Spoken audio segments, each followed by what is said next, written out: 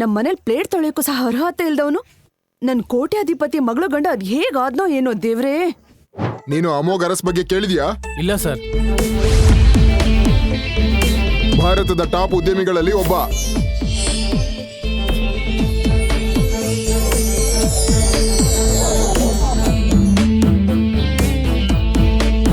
ಅವನಿಗೆ OCD ಇದೆ. ಸ್ವಚ್ಛತೆ ಇಲ್ದಿದ್ರೆ ಅವನು 1 ನಿಮಿಷನೂ ಇರೋದಿಲ್ಲ. ಹೀಗೆ ಇದ್ರೆ ನಾವು ಹೋಟೆಲ್ ಮುಚ್ಚಬೇಕಾಗುತ್ತೆ. ಸರ್, ಅಮೋಘ್ ಸರ್ ಬಂದ್ರು. ನೀನ್ ಸೈಡ್ಗೆ ಹೋಗು.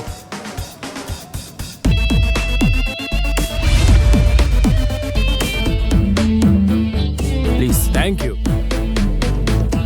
ಸರ್, ನೀವು ನಮ್ಮ ಹೋಟೆಲ್ಗೆ ಬಂದಿದ್ದು ನಮ್ಮ ಅದೃಷ್ಟ. ನಮ್ಮ ಹೋಟೆಲ್ಗೆ ನಿಮ್ ಬೆಂಬಲ ಬೇಕು sir, please. Sure, why not? Thank you sir. Sir, please have a look at this.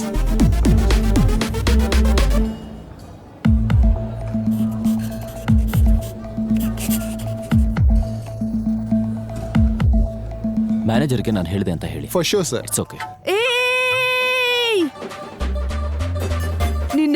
ನಿನ್ನ ಬಿಡಲ್ಲ ನಾನು. ನಿನ್ನ ಬಿಡಲ್ಲ ಕಣೋ. ಇರಮ್ಮ, ಇರು. ಯಾರು ನೀನು? ಇರಮ್ಮ. ಎದ್ದೇಳೋ. ಯಾರಮ್ಮ ನೀನು? ಅಯ್ಯೋ, ಬಿಡಮ್ಮ. ಎದ್ದೇಳು.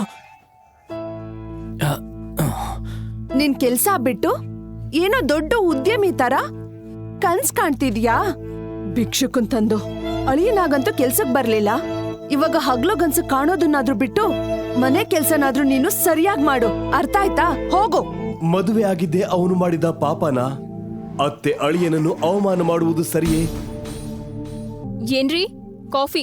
ಆಫೀಸ್ನಿಂದ ವಾಪಸ್ ಬಂದ ಲೀಲಾ ಸಾಕಾಗಿ ತನ್ನ ಗಂಡ ಅಮೋಘನಿಗೆ ಕಾಫಿ ಕೇಳಿದ್ಲು. ಅಡುಗೆ ಮನೆಯ ಕೆಲಸದಲ್ಲಿ ತೊಡಗಿದ್ದ ಅಮೋಘ್ಗೆ ಆಕೆಯ ಮಾತು ಕೇಳಲಿಲ್ಲ. ಏನ್ರಿ ಎಲ್ಲಿದ್ದೀರಾ? ನನಗೆ ಕಾಫಿ ಬೇಕು. ಆಕೆ ಮತ್ತೆ ಜೋರಾಗಿ ಕಾಫಿ ಬೇಕು ಅಂತ ಕೇಳಿದಳು. ಏನ್ರಿ ನನಗೆ ಕಾಫಿ ಬೇಕು.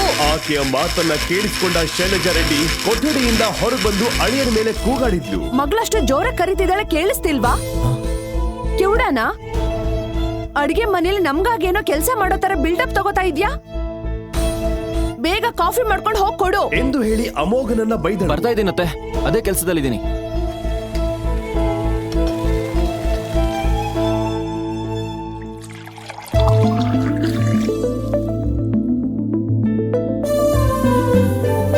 ಅಮೋಘ್ ಬೇಗ ಬೇಗ ಕಾಫಿ ಮಾಡಿ ತನ್ನ ಹೆಂಡತಿಗೆ ಕೊಡ್ತಾನೆ. ಆ ಕಾಫಿ ಕುಡಿದು ಶೀಲಗೆ ರಿಲೀಫ್ ಸಿಗುತ್ತೆ. ಆಕೆಯ ದಣಿದ ಮುಖ ನೋಡಿದ ಅಮೋಘ್ ಕೇಳ್ತಾನೆ, ಆಫೀಸಲ್ಲಿ ಜಾಸ್ತಿ ಕೆಲಸ ಇದೆಯಾ? ಜಾಸ್ತಿ ಟೆನ್ಷನ್ ತಗೋಬಿಡಲಿಲ್ಲ ಅಂತ ಹೇಳಿ ಅಮೋಘ್ ಆಕೆಯ ತಲೆ ಮೇಲೆ ಕೈ ಇಟ್ಟು ಸವರಿದ್ದ. ತಕ್ಷಣ ಕೋಪಗೊಂಡ ಲೀಲಾ. ಪ್ಲೀಸ್ ಅಮೋಘ್, ಈ ತರಹದ್ದೆಲ್ಲ ಬೇಡ, ನನಗಿಷ್ಟ ಇಲ್ಲ. ಮೊದ್ಲು ನೀನು ಇಲ್ಲಿಂದ ಹೋಗು. ಹೋಗು. 1 ಪೈಸೆಗೂ ಬೆಲೆ ಇಲ್ಲ ಅಂದ್ರು ಇವೆಲ್ಲದನ್ನು ಈ ಕೆಲ್ಸಕ್ ಬರ್ದಿದ್ ಕೆಲ್ಸನೆಲ್ಲ ಚೆನ್ನಾಗೇ ಮಾಡ್ತೀಯ. ಹೋಗಿ ಅಡ್ಗೆ ಕೆಲ್ಸ ಮಾಡು. ತನ್ನ ತಂದೆಗೆ ಕೊಟ್ಟ ಮಾತಿಂದ ಲೀಲಾ ಅಮೋಘನನ್ನ ಮದುವೆ ಆದ್ಲು. ಕೆಲಸವಿಲ್ಲದ ಅಮೋಘ್ ಅತ್ತೆ ಮನೆಯಲ್ಲೇ ಇದ್ದು ಮನೆಯ ಎಲ್ಲ ಕೆಲಸ ನೋಡ್ಕೊಳ್ತಿದ್ದ. ಇದರಿಂದ ಶೈಲಜಾ ಯಾವಾಗ್ಲೂ ಅಳಿಯನನ್ನ ಕೀಳಾಗಿ ನೋಡ್ತಿದ್ಲು ಮತ್ತು ಬೈಯುತ್ತಿದ್ದಳು. ನೋಡು, ಕಟ್ ಮಾಡಿದ್ ಸಾಕು. ಅಷ್ಟ್ ಪಾತ್ರೆ ಇದೆ, ಹೋಗ್ ತೊಳಿ.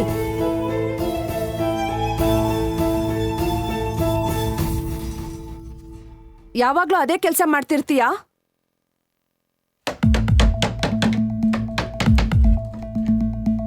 ಏನಾಯ್ತು ಮಗಳೇ? ಅಮ್ಮ, ಆಫೀಸಲ್ಲಿ ತುಂಬಾ ಟೆನ್ಷನ್ ಇದೆ. ನಮ್ ಕಂಪನಿ ಪ್ರಾಡಕ್ಟ್ಸ್ ಚೆನ್ನಾಗಿಲ್ಲ ಅಂತ ಕ್ಲೈಂಟ್ಸ್ ಅದನ್ನ ಹಿಂದಕ್ಕೆ ಕಳ್ಸಿದ್ದಾರೆ. ಅವನ್ನ ಸರಿ ಮಾಡಿ ಮತ್ತೆ ಕಳಿಸ್ಬೇಕಂತಂದ್ರೆ ನಮಗೆ ಹೆಚ್ಚು ಕಡಿಮೆ 40 ಕೋಟಿ ಖರ್ಚು ಬರುತ್ತೆ. ಈಗಾಗ್ಲೇ ಫಂಡ್ಸ್ ಕೂಡ ತುಂಬಾ ಟೈಟ್ ಆಗಿದೆ. ಏನ್ ಮಾಡೋದನ್ನ ನನಗೆ ಅರ್ಥ ಆಗ್ತಿಲ್ಲ. ಲೀಲಾ, ಇದನ್ನ ಕಣ್ಮೇಲೆ ಇಟ್ಕೋ, ರಿಲ್ಯಾಕ್ಸ್ ಆಗಿರುತ್ತೆ. ಮೊದ್ಲು ನೀನ್ ಇಲ್ಲಿಂದ ಹೋದ್ರೆ ಅವಳಿಗೆ ರಿಲ್ಯಾಕ್ಸೇಷನ್ ಸಿಗುತ್ತೆ. ನಿನ್ ಮುಖ ನೋಡಿದ್ರೆ ಕೋಪ ಬರುತ್ತೆ. ಹೋಗು ಇಲ್ಲಿಂದ. ನನ್ಗೆ ಅರ್ಥ ಆಗುತ್ತೆ ಬೇಬಿ. ಜಾಸ್ತಿ ಟೆನ್ಷನ್ ತಗೋಬೇಡ, ಎಲ್ಲ ಅದಾಗಿ ಸರಿ ಹೋಗುತ್ತೆ. ಎಲ್ರೂ ಮನೆಯಲ್ಲೂ ಗಂಡಸರು ಕೆಲಸ ಮಾಡಿ ಆ ಟೆನ್ಷನ್ನ ಅವ್ರ ತಲೆ ಮೇಲೆ ಹಾಕೋತಾರೆ. ಆದ್ರೆ ನಮ್ಮ ಮನೆಯಲ್ಲೇ ಎಲ್ಲ ರಿವರ್ಸ್. ಅಷ್ಟಕ್ಕೂ ಇದೆಲ್ಲ ನಿಮ್ಮ ಅಪ್ಪನಿಂದಾನೇ ಆಗಿದ್ದು. ದರಿದ್ರ ಸಂಬಂಧ ಬೇಡ ಅಂದ್ರೂ ಮಾಡ್ದ. ಇವಾಗ್ಲೂ ಕಾಲ ಮಿಂಚಿಲ್ಲ ಬೇಬಿ. ನಿನ್ ಗಂಡಂಗೆ ಡೈವರ್ಸ್ ಕೊಟ್ಟು ನಿನ್ ಲೈಫ್ನ ನೀನ್ ನೋಡ್ಕೋ. ಅಮ್ಮ, ನಿನಗೆ ಎಷ್ಟು ಸಲ ಹೇಳಿದ್ದೀನಿ ಆ ಟಾಪಿಕ್ ಬಗ್ಗೆ ಮಾತಾಡ್ಬೇಡ ಅಂತ. ಆಮೇಲೆ ನಿನ್ನ ಅಮ್ಮವ್ಗೆ ಏನು ಹೇಳ್ಬೇಡ. ಅವ್ನ್ ನನ್ನ ಚೆನ್ನಾಗೇ ನೋಡ್ಕೋತಿದ್ದಾನೆ. ನೀನು ನನ್ ಮಾತ್ ಕೇಳೋದಿಲ್ಲ, ಅದಕ್ಕೆ ಅವನು ನಿನ್ ತಲೆ ಮೇಲೆ ಕೂತಿದ್ದಾನೆ. ಏನಮ್ಮ ನೀನು ಯಾವಾಗ್ಲೂ ಅವನ್ ಬಗ್ಗೆ ಏನಾದ್ರೂ ಹೇಳ್ತಿರ್ತೀಯ? ಸರಿ ಬಿಡು, ನನಗ್ ಸ್ವಲ್ಪ ತಲೆ ನೋಯ್ತಿದೆ, ನಾನು ಹೋಗಿ ಮಲ್ಕೋತೀನಿ. ಲೀಲಾ ತನ್ನ ರೂಮ್ಗೆ ಹೋಗಿ ಮಲಗ್ತಾಳೆ. ಶೈಲಜಾ ಅಡಿಗೆ ಮನೆಗೆ ಹೋಗಿ ಅಮೋಘ್ ಏನ್ ಮಾಡ್ತಿದ್ದಾನೆಂದು ನೋಡ್ತಾಳೆ. ಆವಾಗ್ಲೇ ಅಮೋಘ್ ಪಾತ್ರೆ ತೊಳಿತಾ ಇರ್ತಾನೆ. ಆದ್ರೆ ಒಂದು ಪಾತ್ರೆ ಮೇಲೆ ಕಲೆ ಹಾಗೆ ಇರುತ್ತೆ. ಅದನ್ನು ನೋಡಿ ಶೈಲಜಾಗೆ ಕೋಪ ಬಂತು. ಕನಿಷ್ಠ ಪಾತ್ರೆಯನ್ನು ಸರಿಯಾಗಿ ತೊಳೆಯೋಕ್ ಬರಲ್ಲ, ಇಡಿಯಟ್. ಹಾಗೆ ಕೂಗಾಡಿ ಅಮೋಘನ ತಲೆಯ ಮೇಲೆ ಹೊಡೆದಳು. ಅತ್ತೆ ಹೊಡೆದಿದ್ದೋಡಿ ಅವನು ಶಾಕ್ ಆದ. ಏನದು ಲುಕ್ಕು, ಹೊಡಿತೀಯಾ? ಮನಸ್ಸಲ್ಲಿ ಕೋಪ ಬಂದರೂ ಅದನ್ನ ತೋರಿಸದೆ ಸುಮ್ಮನೆ ಸೈಲೆಂಟ್ ಆಗಿ ತನ್ನ ರೂಮ್ಗೆ ಹೋದ. ಮರುದಿನ ಬೆಳಗ್ಗೆ ಯಾವಾಗ್ಲೂ ಹೋಗುತ್ತಾ ಲೀಲಾ ರೆಡಿಯಾಗಿ ಆಫೀಸ್ಗೆ ಹೋಗ್ತಾ ಇದ್ಲು. ಶೈಲಜಾ ಕಾರ್ ತಗೊಂಡು ಹೋಗಿದ್ದಕ್ಕೆ ಆಕೆ ಕ್ಯಾಬ್ ಬುಕ್ ಮಾಡಲು ಪ್ರಯತ್ನಿಸಿದಳು.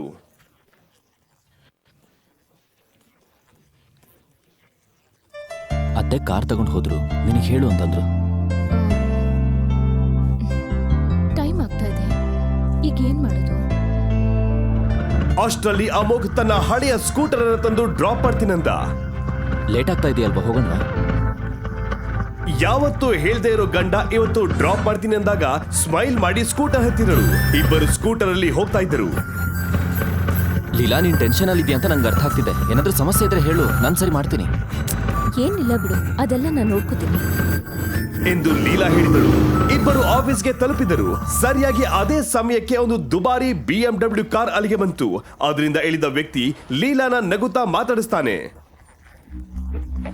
ಹಲೋ ಲೀಲಾ ಅವರೇ. ಅವನನ್ನು ನೋಡಿ ಆಕೆ ಕೂಡ ನಕ್ಕಳು. ಹಲೋ ಮಿಸ್ಟರ್ ಬಾಲ ಮಲ್ಹೋತ್ರಾ, ಥ್ಯಾಂಕ್ಸ್ ಫಾರ್ ಕಮಿಂಗ್. ನನ್ನ ಕಂಪ್ನಿಲಿ ಇನ್ವೆಸ್ಟ್ ಮಾಡೋಕ್ಕೆ ಒಪ್ಕೊಂಡಿದ್ದಕ್ಕೆ ನಿಮಗೆ ತುಂಬ ಥ್ಯಾಂಕ್ಸ್. ಇಟ್ಸ್ ಓಕೆ, ಪರವಾಗಿಲ್ಲ. ಲೀಲಾ ಸೊಲ್ಯೂಷನ್ ಜೊತೆ ಕೆಲಸ ಮಾಡೋದು ನನಗೆ ಸಂತೋಷ. ನಿಮ್ಗಾಗಿ ಈ ಗಿಫ್ಟ್ ತಂದಿದ್ದೀನಿ ಅಂತ ಹೇಳಿ ಗಿಫ್ಟ್ ಬಾಕ್ಸ್ ಕೊಡ್ತಾನೆ ಬಾಲ. ಓಪನ್ ಮಾಡಿ ನೋಡಿದಾಗ ಸುಂದರವಾದ ಡೈಮಂಡ್ ಸರ ಇತ್ತು. ಗಿಫ್ಟ್ ಕೊಡೋ ನೆಪದಲ್ಲಿ ಅವಳನ್ನ ಮುಟ್ಟಲು ಪ್ರಯತ್ನಿಸುತ್ತಿದ್ದ. ಇದನ್ನು ನೋಡಿ ಅಮೋಘ್ಗೆ ಕೋಪ ಬಂತು. ಅವನು ಸರಿ ಇಲ್ಲ ಅಂತ ಅಮೋಘ್ಗೆ ಅರ್ಥವಾಯ್ತು.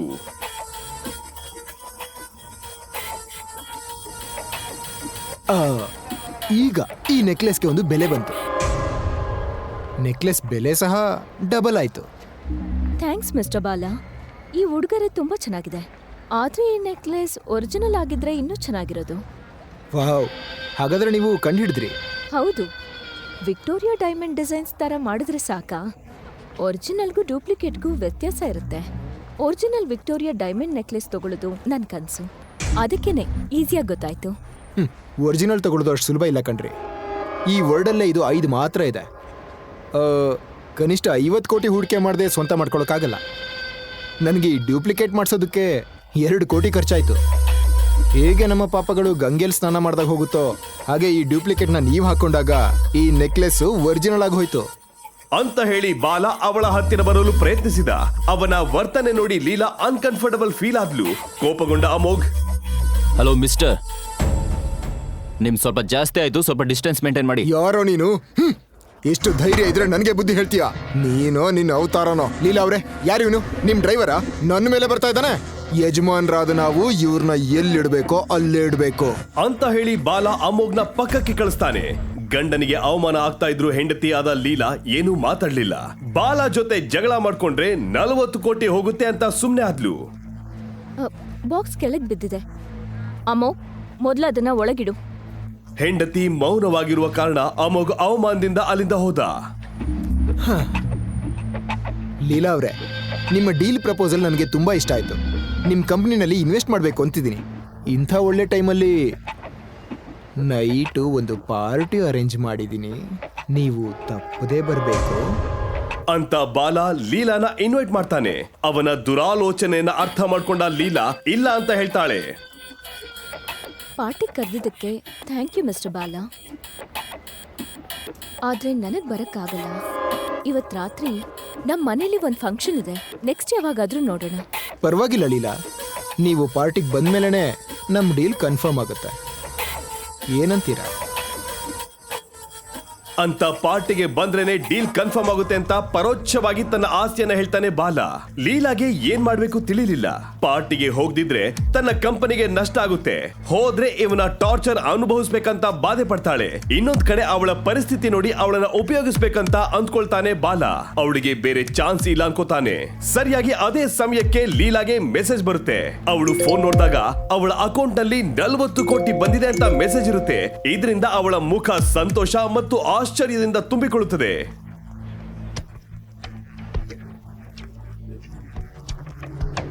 ಹೆಲೋ ಲೀಲಾ ಮೇಡಮ್, ನಿಮ್ಮ ಅಭಿಪ್ರಾಯ ಏನು ಅಂತ ಬೇಗ ಹೇಳಿ. ನನಗಿನ್ನೂ ತುಂಬಾ ಕೆಲಸಗಳಿದಾವೆ. ಬಂದಿದ್ದಕ್ಕೆ ತುಂಬಾ ಥ್ಯಾಂಕ್ಸ್ ಮಿಸ್ಟರ್ ಬಾಲ. ನಾನ್ ನಿಮ್ ಜೊತೆ ಡೀಲ್ ಮಾಡೋದಕ್ಕೆ ನನಗಿಷ್ಟ ಇಲ್ಲ.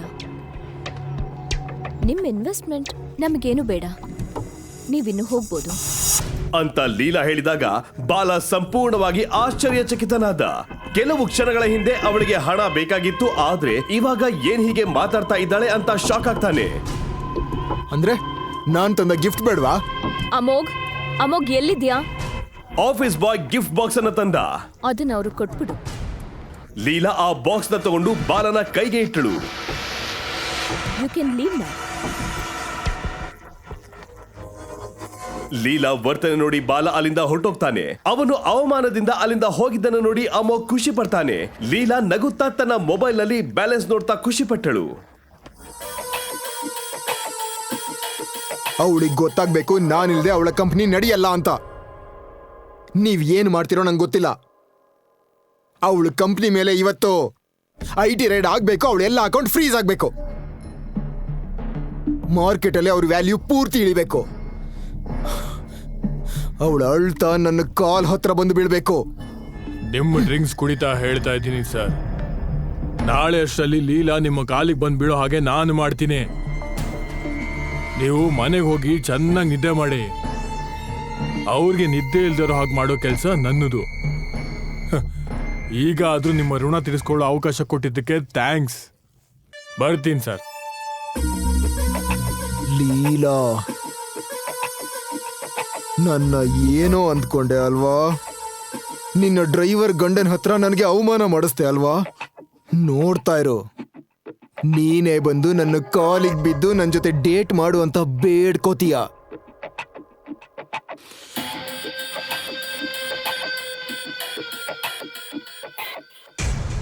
ಲೀಲಾ ತನ್ನ ಖಾತೆಯಲ್ಲಿ 40 ಕೋಟಿ ಇರುವುದನ್ನು ನೋಡಿ ಸಂತೋಷಪಟ್ಟು ಯಾರಿಂದ ಈ ಹಣ ಬಂದಿದೆ ಎಂದು ಆಶ್ಚರ್ಯದಿಂದ ಮನೆಗೆ ಬಂದಳು. ಅಮ್ಮ, ನಿನ್ಗೊಂದ್ ವಿಷಯ ಗೊತ್ತಾ? ಇವತ್ ನಾನು ತುಂಬಾ ಖುಷಿಯಾಗಿದ್ದೀನಿ. ಯಾಕಮ್ಮ ಅಷ್ಟು ಖುಷಿ? ಏನಾಯ್ತು?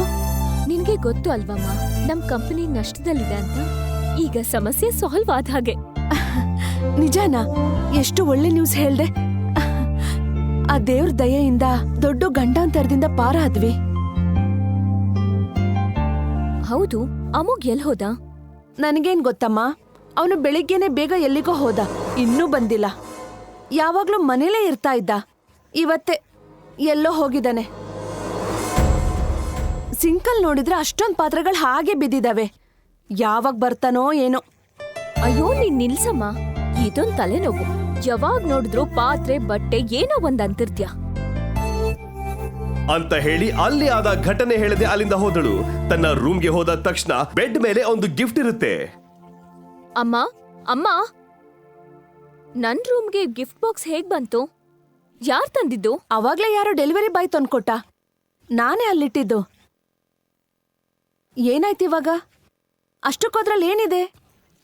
ಆತುರದಿಂದ ಗಿಫ್ಟ್ ಬಾಕ್ಸ್ ಅನ್ನ ಓಪನ್ ಮಾಡಿ ನೋಡಿದ ಲೀಲಾ ಒಂದೇ ಸಾರಿ ಶಾಕ್ ಆಗ್ತಾಳೆ. ಅವಳ ಕಣ್ಣು ಒಂದೇ ಸಲ ಹೊಳೆಯುತ್ತವೆ. ಯಾಕಂದ್ರೆ ಅದರಲ್ಲಿ ವಿಕ್ಟೋರಿಯಾ ಡೈಮಂಡ್ ನೆಕ್ಲೆಸ್ ಇರುತ್ತೆ. ಅದರಲ್ಲೂ ಒರಿಜಿನಲ್ ನೆಕ್ಲೆಸ್ ಅನ್ನ ನೀಟಾಗಿ ನೋಡ್ತಾಳೆ ಲೀಲಾ. ನೈಟ್ ಪಾರ್ಟಿಗೆ ಇದನ್ನ ಹಾಕೊಂಡ್ರೆ ಹೇಗಿರುತ್ತೆ ಅಂತ ಯೋಚನೆ ಮಾಡ್ತಾಳೆ.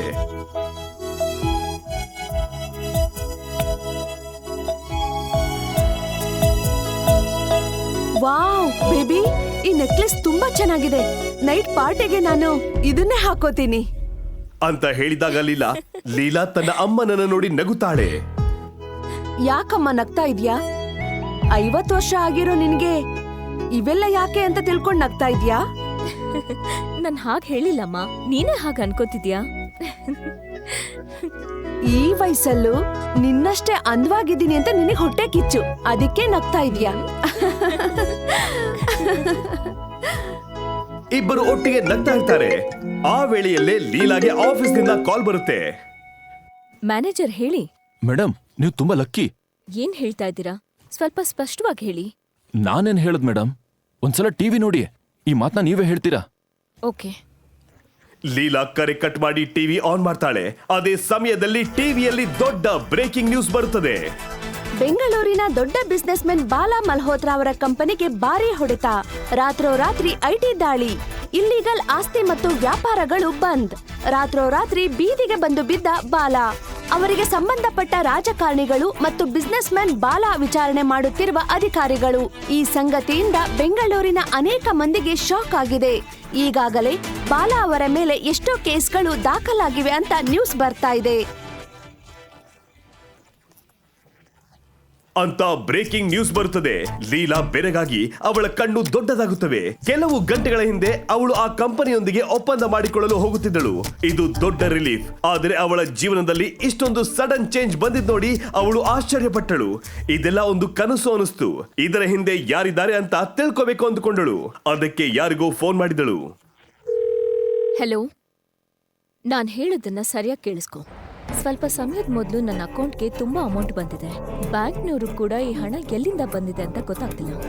ಅದಕ್ಕೆ ಆದಷ್ಟು ಬೇಗ ಎಲ್ಲ ಡೀಟೇಲ್ಸ್ ನನಗ್ ಬೇಕು.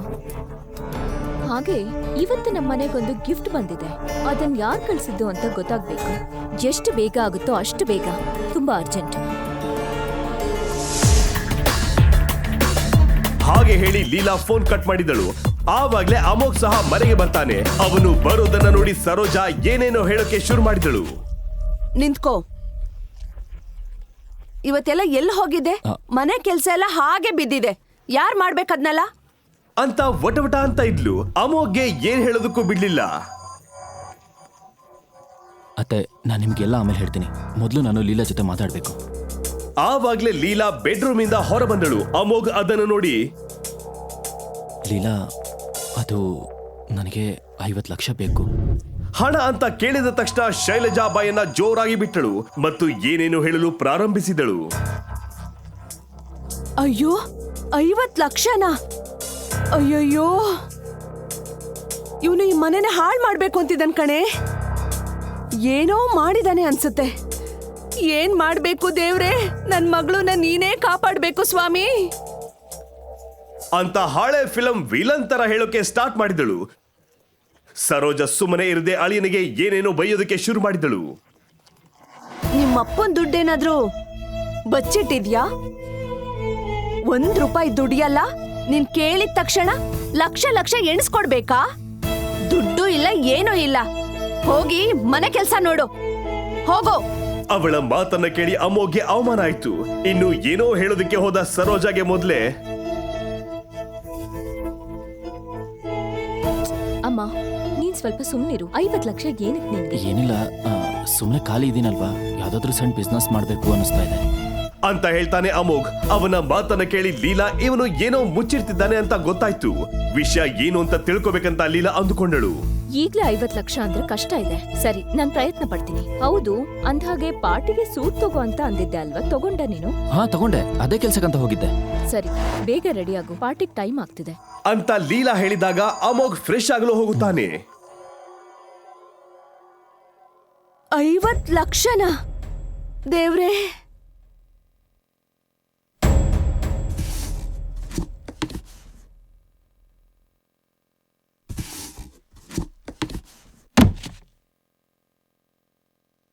ಏಯ್ ನಿಲ್ಲು. ಈ ಪಾರ್ಸಲ್ ನೀನೇ ಅಲ್ವಾ ಡೆಲಿವರಿ ಮಾಡಿದ್ದು? ಏನೋ ಸರ್, ಫ್ರಮ್ ಅಡ್ರೆಸ್ ಮಿಸ್ ಆಗಿದೆ. ಯಾರು ಕಳ್ಸಿದ್ದು ಹೇಳು. ಸರ್, ಈ ಪಾರ್ಸಲ್ನ ಡೆಲಿವರಿ ಮಾಡಿದ ನಾನೇ, ಆದ್ರೆ ನನ್ನ ಹತ್ರ ಡೀಟೇಲ್ಸ್ ಏನು ಇಲ್ಲ ಸರ್. ನೆನಪು ಮಾಡ್ಕೊಂಡು ಹೇಳು, ಇಲ್ಲ ಅಂದ್ರೆ ಒಳಗೆ ಹೋಗಿ ನಿನ್ನ ಬಾಸ್ ಹೇಳ್ತೀನಿ. ಹೇಳು. ಹೇಳ್ತೀನಿ ಸರ್. ರೇಂಜ್ ರೋವರಲ್ಲಿ ಯಾರೋ ಬ್ಲಾಕ್ ಸೂಟ್ ಹಾಕೊಂಡು ಒಬ್ರು ವ್ಯಕ್ತಿ ಬಂದ್ರು ಸರ್. ಹೆಸರು ಕೇಳಿದಕ್ಕೆ ಅವ್ರು ನನಗೆ 10,000 ಕೊಟ್ರು ಸರ್. ಓಹೋ, ಪ್ಲೀಸ್ ಸರ್, ಈ ವಿಷಯನ ಬಾಸಿಗೆ ಹೇಳ್ಬಿಡಿ ಸರ್. ಹೇಳ್ಬಿಡ ಅಂತೀಯಾ? ಬೇಡ ಸರ್. ಹೋಗೋ. Range Rover, black suit. ಯಾರವನು? ಸರ್, ನಿಮ್ಮ ಆರ್ಡರ್ ರೆಡಿ ಆಗಿದೆ, ಡೆಲಿವರಿ ಕಳ್ಸೋದಾ? ಸರಿ. ಎಕ್ಸ್ಕ್ಯೂಸ್ ಮೀ, ಈ ಜ್ಯುವೆಲ್ರಿ ಆರ್ಡರ್ ಮಾಡಿದ್ಯಾರು ಅಂತ ಗೊತ್ತಾ? ಇಲ್ಲ ಸರ್, ನಂಗೆ ಗೊತ್ತಿಲ್ಲ. ನಿಮ್ಗೆ ಗೊತ್ತು ಈ ಡಿಸೈನ್ ನಿಮ್ಮ ಅಂಗಡಿಯಲ್ಲೇ ಸಿಗೋದು. ಇಲ್ಲ ಸರ್, ಚಾನ್ಸೇ ಇಲ್ಲ. ಹೇಳಿ. ಹೇಳಿಲ್ಲ ಅಂದ್ರೆ ನಿಮ್ಗೆ ತೊಂದರೆ ಆಗುತ್ತೆ, ನೆನ್ಪು ಮಾಡ್ಕೊಳ್ಳಿ. ಸರಿ ಸರ್, ನಾನು ಹೇಳ್ತೀನಿ. ಹೇ ಚಿನ್ನ, ಈ ಅಕೌಂಟ್ಗೆ ಎಲ್ಲಿಂದ ಹಣ ಬಂತು ಅಂತ ನನಗೆ ಗೊತ್ತಾಗ್ಬೇಕು. ಸ್ವಲ್ಪ ಟೈಮ್ ಬೇಕಾಗುತ್ತೆ. ಟೈಮಾ? ಅದೇ ಇಲ್ಲ ಅಲ್ವಾ? ನಿನ್ನ ಟ್ಯಾಲೆಂಟ್ ಯೂಸ್ ಮಾಡು. ಕಷ್ಟ ಸರ್. ಟ್ರೈ ಮಾಡು. Come on. ಓಕೆ. ಶಬಾಷ್. ನಂತರ ಮೂವರು ಕಾರಿನಲ್ಲಿ ಪಾರ್ಟಿಗೆ ಹೊರಟರು. ದೊಡ್ಡ 5 ಸ್ಟಾರ್ ಹೋಟೆಲ್ ಮುಂದೆ ಕಾರ್ ಬಂದು ನಿಲ್ಲುತ್ತದೆ.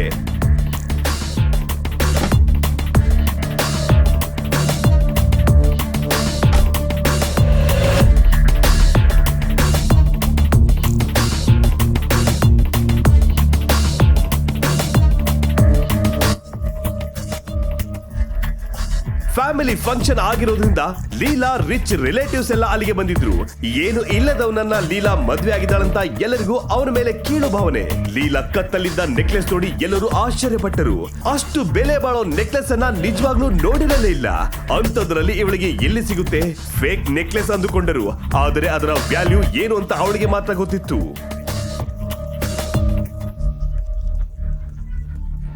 ಲೀಲಾ ಕತ್ತಲ್ಲಿ ವಿಕ್ಟೋರಿಯಾ ಡೈಮಂಡ್ ನೆಕ್ಲೆಸ್ ನೋಡಿದ್ಯಾ? ಹೌದು, ಇಷ್ಟು ದಿನ ಇಲ್ಲಿವರೆಗೂ ಅದ್ರ ಬಗ್ಗೆ ಕೇಳಿದ್ವಿ ಅಷ್ಟೇ, ನೋಡಿರ್ಲಿಲ್ಲ ನಾವು.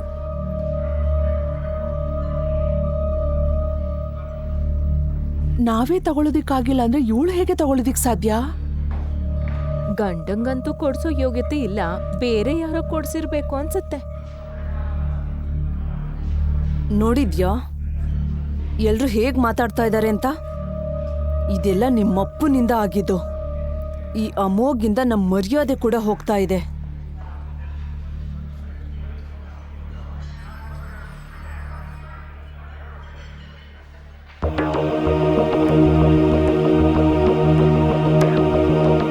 ಏನಮ್ಮ ನಿಂದು?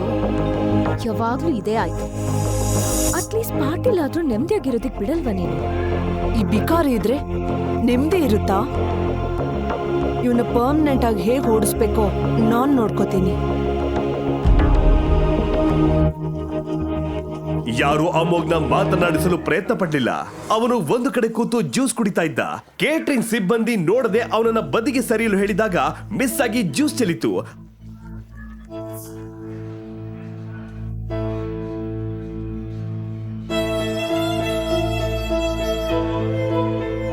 ಆವಾಗ್ಲೇ ಲೀಲಾ ಅಲ್ಲಿಗೆ ಬಂದಳು. ಇಲ್ಲೇನ್ ಮಾಡ್ತಿದ್ಯಾ? ಏನಿದು? ಅಷ್ಟು ಖರ್ಚು ಮಾಡಿ ಸೂಟ್ ಕೊಡ್ಸಿದ್ರೆ ಅದನ್ನ ಮೇಂಟೈನ್ ಸಹ ಮಾಡಕ್ ಬರಲ್ವಾ? ನಂದೇನು ತಪ್ಪಿಲ್ಲ ಲೀಲಾ. ಏನು ಹೇಳ್ಬೇಡ. ಪಾರ್ಟಿ ಮುಗಿಯೋವರೆಗೂ ಸ್ವಲ್ಪ ಸುಮ್ಮನಿರು ನೀನು. ಅದೇ ಸಮಯಕ್ಕೆ ಹೋಟೆಲ್ ಮಾಲೀಕ ದೇಸಾಯಿ ಅಮೋಘ್ನನ್ನ ನೋಡುತ್ತಾರೆ. ದೇಸಾಯಿ ಅವನನ್ನ ನೋಡಿ ಆಶ್ಚರ್ಯಗೊಳ್ಳುತ್ತಾರೆ.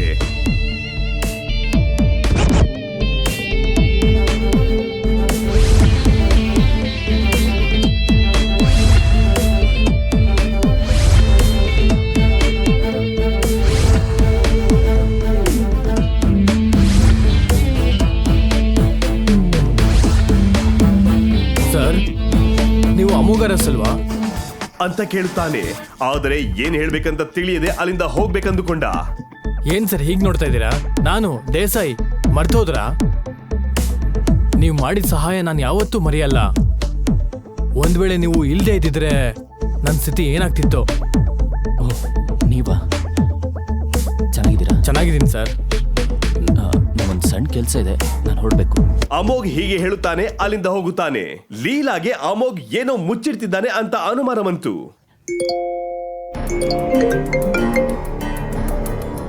ಹಲೋ, ಹೇಳಿ.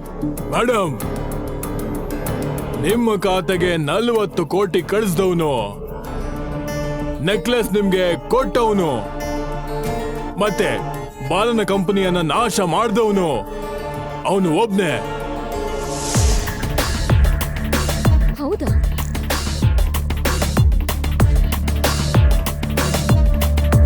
I have got proof. ತನ್ನ ಕಣ್ಣನ್ನ ದೊಡ್ಡದಾಗಿ ಬಿಡುತ್ತಾ ತನ್ನ ಗಂಡನನ್ನೇ ನೋಡುತ್ತಾ ನಿಂತಳು ಲೀಲಾ.